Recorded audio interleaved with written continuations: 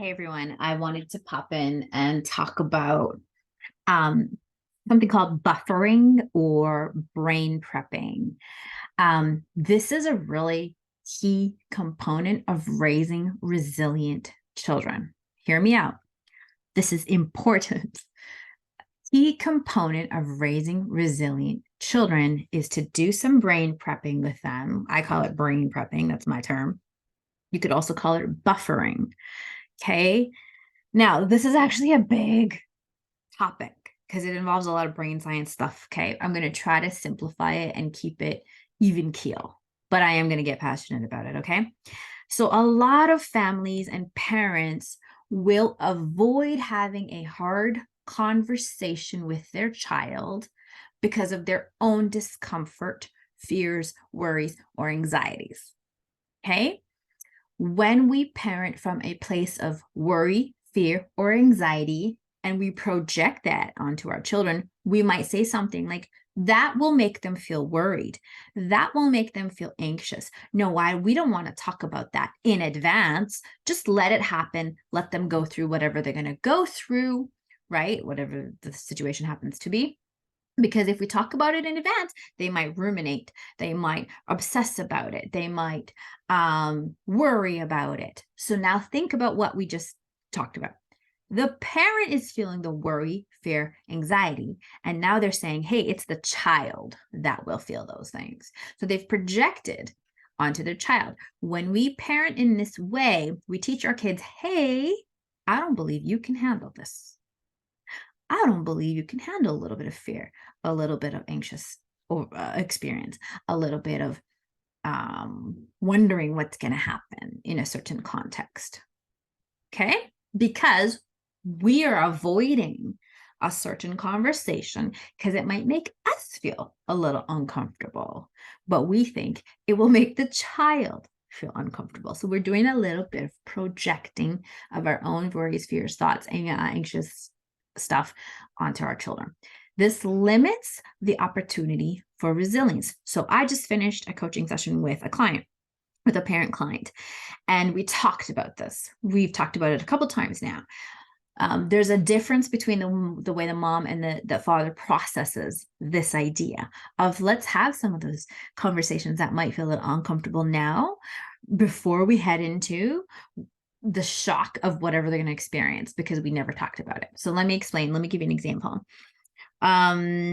Let's imagine grandma's really sick. Let's imagine grandma's really sick, right? Okay, we are feeling anxious and fear about grandma's health. We're feeling it, and we're like, if I tell my kid, she's gonna get anxious and fearful and overwhelmed and worry about grandma, right? So we're just gonna get in the car and we're just gonna drive to the hospital and just see grandma. We're just gonna see it. She's just gonna see it, and then she's gonna just experience and see it for herself, right? So now the little child whose brain is immature still, not fully developed like a mature adult at age 25 plus, let's say they're 7 years old, right? They walk in, whoa, big freaky hospital, people in like those uniform scrub thingies that look a little freaky. They got masks on. You can't even see if they're smiling, which really freaks a lot of kids out because they can't tell your expression and if it's a safe expression like warm and welcoming or whatnot, right? So you've got masks on, doctors on, whatever. You can only just barely see the eyes. Now you're walking into the room where grandma is. And she's hooked up to all these machines, and you can see blood and you can see oxygen, and she's sleeping and she looks pale and she looks. How do you feel as a 7-year-old child suddenly seeing this? You're like, whoa, shock. Whoa, oh, I was just here before I got in the hospital, and now I'm here. Nervous system activation. We all have a nervous system. You can't get rid of your nervous system. It's involved in every aspect of your life as a human being. Okay. You've heard of fight, flight, or freeze. There's also derivatives. I call them derivatives, like fawn, which is like a little bit of mixture of some of the elements of fight, flight, and freeze. There's derivatives, but let's just stick to the basics for ease of understanding right now. Fight, flight, and freeze. Okay. You go into this like, whoa, experience as a 7-year-old. Nobody brain prepped you. Nobody buffered your experience to even know how to connect the neural pathways in the brain of what we might experience in a safe way. What am I saying? So we have this big, I was here before I got out of the car, right? And now I'm here, suddenly seeing all these things. Okay, we can handle that sometimes as humans. We can handle that experience, and we will have to handle that experience many times in our life. Okay, but when you're a child and you have this happen repeatedly, so I'm la la la, I'm cool, I'm here, I'm peaceful, I'm calm, I'm in the green zone, something happens, bam, now I'm in fight, flight, or freeze. I've been activated. My system is activated. I don't know how to respond in a way that supports me and my development and my mental and emotional and psychological understanding right now because nobody buffered me about what's about to happen. Let's say a child has a fear of fireworks or anything that has explosive sounds, right? Oh, I know we're going to this party tonight and there's going to be music and I'm worried that my daughter is going to have a freak out. But so, if I talk to her right now, she's going to start freaking out right now. Who's actually freaking out? The kid or the parent? Right now. So I project. So I don't tell her, we're not going to talk about it. We're not, it's just going to go. We're just going to go. We're just going to do this thing. Okay. And we'll deal with it when it happens. So I'm avoiding. So I'm in flight. I'm avoiding that uncomfortable conversation that might actually be empowering. Right. So I'm not going to talk about it. She's going to go there. She's going to experience it and we'll deal with the aftermath. We'll be reactive parents instead. Yeah. So the child goes there, has their big emotions when they're suddenly faced with all this sensory overwhelm that they were not prepared for. There was no tools offered to support them, maybe headphones or whatever might be happening to support them. And now they're just having to deal with it. Now their system goes into fight, flight, or freeze, depends on the context. So I was talking with this parent and I said, you can't, if your parents don't let you leave the party, you can't flight, you can't get away to safety.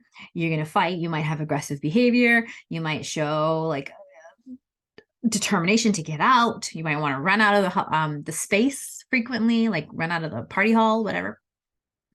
Or you might freeze and shut down and just put your hands on your head and curl up under the table, whatever might be happening. Right. And if the parent's not attuned enough to recognize, hey, this is fight, flight, or freeze, they're shutting down. We need to go do something to support our child. Okay.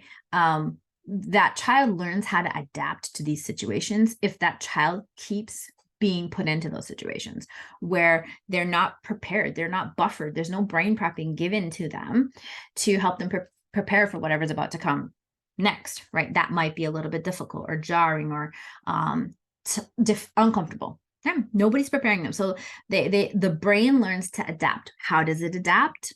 If you're being exposed to situations where no one's brain prepping you, no one's buffering you, and you're consistently going into fight, flight, or freeze in different scenarios in your lifetime, and it's like, so you're going here, here, here, here, here, here. Your body and your mind-body system starts to adapt by becoming hypervigilant. Okay, I don't know what's going to happen next. I don't know what to expect. I don't know so this can happen. It can actually develop anxiety. There are other things that can happen too, like dissociation. I'm just going to disconnect from it all so that I don't even have to experience those highs and lows, those massive highs and lows, right? And there's a lot of other repercussions as well. Now, this is where I bring in the concept of buffering or brain prepping. Okay. If we know our child is going to have this, being proactive as a parent, if we know our child is going to have a certain response, we might be feeling a little anxious. Okay, they might have a little bit of, some kind of response to this situation we're going to be in the next day or two. I need to recognize my feelings, bring myself to a place of calm and safety, and be willing to have the slightly uncomfortable conversation now, okay, rather than wait for the big experience later. So this is what I say. When you brain prep and you buffer by talking to your kids about what they might go through or experience, let's say we're going to go see grandma in the hospital. Let's go back to that example. We're going to have a nice heart-to-heart conversation, a really connected conversation, just briefly, maybe 1 hour before we go, or maybe the morning of going to see grandma. You know your child best, so you need to determine what works. If your child tends to ruminate, don't do it in the morning. Just do it within that hour of having to see her, but do it in a connected way. Hey, honey, so I wanted to talk to you about what we're going to do in the next little hour. I wanted to share with you that da da da da da da da da. thing. So let's say grandma's going to be, and it might be a little bit freaky. Now you're like, okay, I want you to see this. Watch my hands. You're talking about this and you're having this little uncomfortable conversation, but you're doing it safely, calmly with your child. So the child's going to experience, you cannot avoid it. Okay. They're going to experience a little bit of distress. What? Grandma's in the hospital? Oh my gosh. Okay. But I have this parent buffering me. Okay. And honey, we're going to be getting through this together. Okay. We're going to figure this out. We're here for each other. We love grandma. And I want you to know she's being taken care of by those doctors in the hospital. Okay. Okay. I still have a little bit of fear. I'm not sure what to expect. Okay. All right. But mom's saying we're okay. Okay. Right. So instead of I'm here, la-di-da-di-da in my kid world, right? And now suddenly I'm in this situation where I'm looking around and I'm seeing my parent and my grandparent in this scenario, this shock experience. Yeah. What I've done by brain prepping is you're gonna let your child experience a little bit of discomfort by having that conversation in advance. And you're going to experience a little discomfort too. And then it'll come back to safety and balance later. It will come back to safety and balance later because the body seeks safety and balance. And we're going to talk about those things just a little bit. And we're going to come back.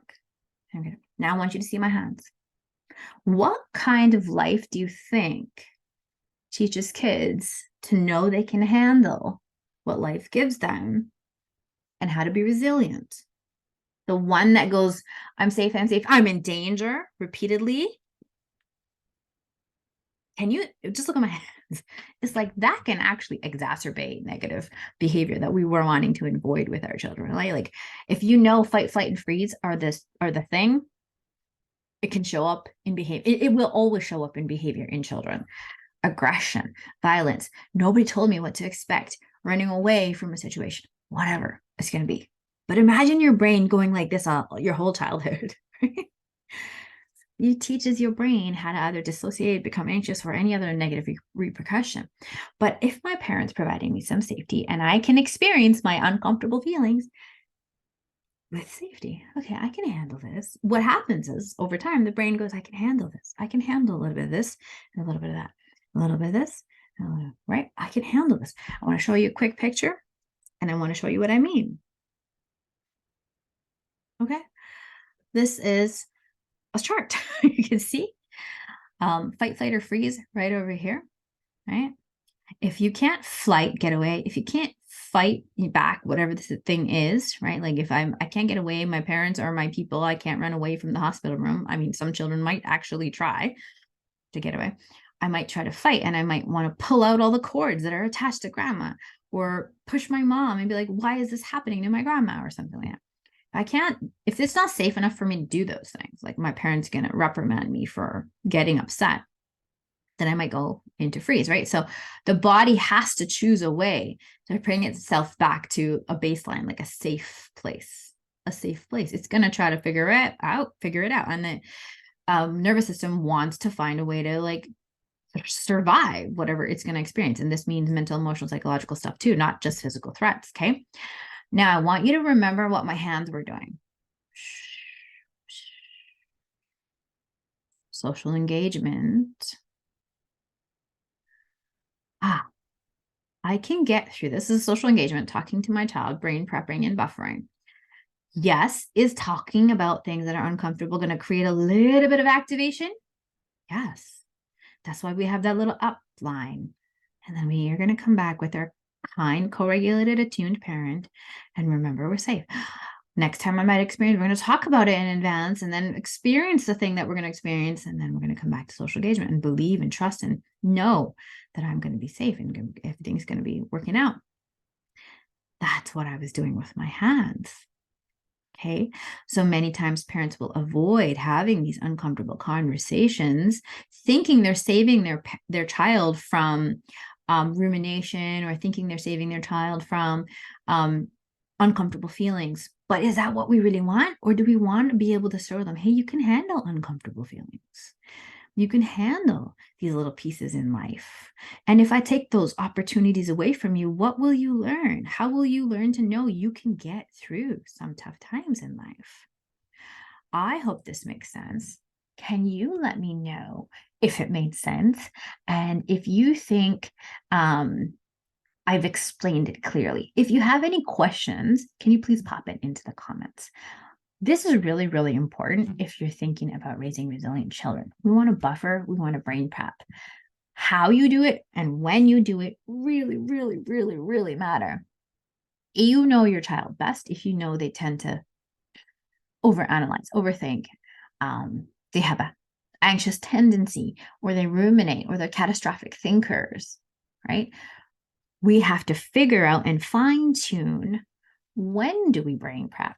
How do we brain prep?